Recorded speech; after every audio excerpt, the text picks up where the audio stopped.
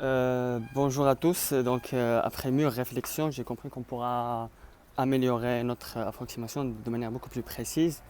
Parce que là, on a supposé que la Terre était constituée que d'eau, alors que c'est pas forcément le cas. On sait tous que la Terre est constituée de plusieurs matériaux, que la table de Mendeleïev, je pense qu'elle contient, qu'elle recense plus de 200 éléments, je pense, naturels, et que la Terre est un mélange de tous ces matériaux. Mais moi, je voulais faire une approximation beaucoup plus précise en utilisant le minimum de connaissances. Donc l'approximation que je vais faire, c'est quoi? C'est que en fait, je vais aborder le problème différemment. Je ne vais pas essayer de trouver l'approximation, je vais trouver un intervalle d'approximation. Et l'hypothèse que je vais faire, c'est que la masse de la Terre est obligatoirement supérieure à la masse de la Terre si elle était constituée que de l'eau. Et pourquoi on peut faire cette approximation? Tout simplement parce que on sait que l'eau c'est H2O, donc il est constitué de deux atomes d'hydrogène qui sont les atomes les moins lourds qui existent parce qu'ils ont une masse volumique, je pense, de 1. Du coup, si tu as une molécule qui en plus elle est constituée de deux atomes d'hydrogène de masse volumique 1 et un atome d'oxygène qui, je sais pas, qui a une masse volumique de 12 ou de 16, ben, vous, vous voyez, c'est pas, on peut donc, on peut être favorable à supposer que toute la masse que la masse de la Terre est bien évidemment supérieure à la masse de la Terre en supposant qu'elle est constituée que de 100% d'eau. Maintenant, il faut trouver une autre approximation qui suppose maintenant, donc ça, c'est la valeur minimale de l'intervalle. Maintenant, on va trouver la valeur maximale de l'intervalle. Alors, moi, j'ai remarqué que je suis quelqu'un qui dans sa vie a fait beaucoup de workout, de musculation, et on voit bien le résultat. Vous voyez, là, je suis le mec qui a le biceps le plus fort au monde. Et du coup, vu que j'ai le biceps le plus fort au monde et que j'ai fait beaucoup de workout et de musculation, je sais que dans le monde du workout, on utilise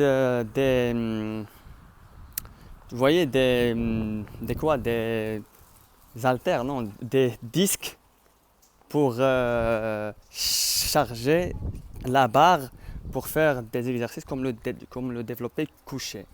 Moi, je dis que les gens qui ont les spécialistes de ce domaine ont pris un matériau, peut-être que c'est le fer, un, un matériau qui soit qui soit plutôt optimisé, c'est-à-dire que dans les matériaux accessibles aux gens, par exemple, comme le pétrole, l'eau, les pierres, le fer, etc., les, les matériaux que l'être humain en 2019 est capable d'extraire et qui ne coûte pas cher et qui est lourd, c'est le matériel qui est utilisé dans le workout, dans le monde du workout.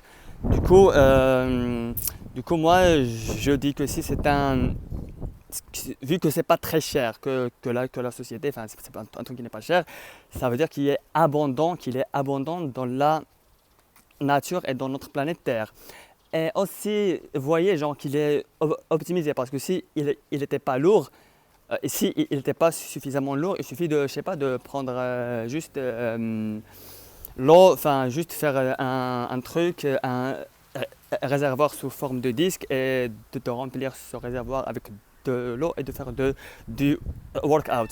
Donc là, avec tout ce raisonnement, on peut tout simplement supposer que ce matériau utilisé dans les disques pour faire du workout est moi je le suppose, après c'est voilà, est une valeur supérieure de la masse de la Terre.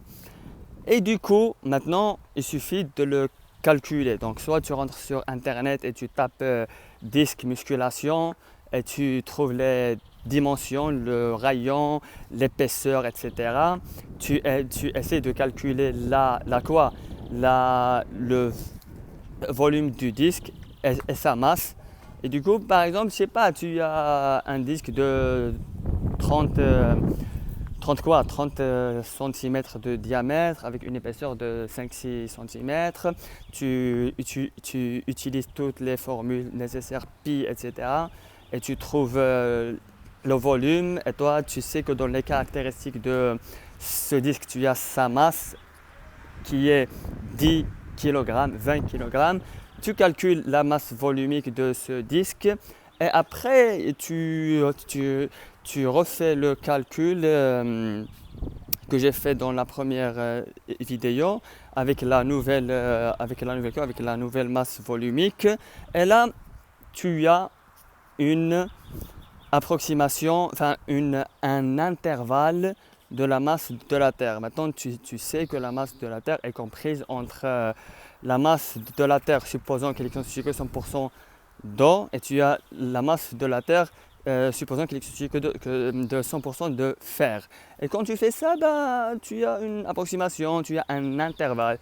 Donc, je vous invite à faire ça si ça vous intéresse. Et voilà. Bah, sur ce, je vous dis au revoir et à la prochaine vidéo. Au revoir.